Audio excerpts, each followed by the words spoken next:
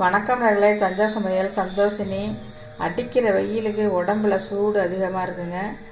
குழந்தைங்களுக்கும் சரி பெரியவங்களுக்கும் சரி எல்லாருக்குமே சூடு அதிகமாக இருக்கும். அதனால் இது சிம்பிளான இதாங்க, அந்த காலத்தில் உள்ளது.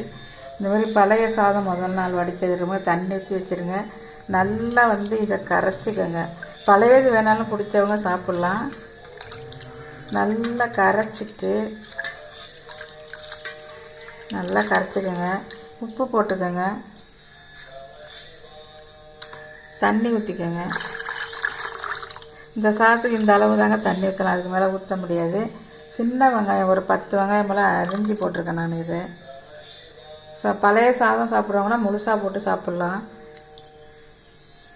இதே மாதிரி நீங்கள் குடிச்சு பாருங்கள், உடம்புல உள்ள சூடு குறையும். இப்போ நம்ம நல்லா கரைச்சிட்டு கிளாஸில் ஊற்றி குடிக்கலாங்க.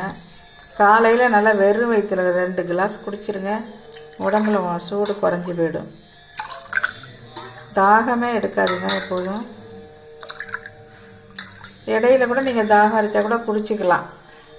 இந்த வீடியோ பிடிச்சிருந்தா லைக் பண்ணுங்கள், ஷேர் பண்ணுங்கள், சப்ஸ்கிரைப் பண்ணுங்கள். வாழ்க வளமுடன்.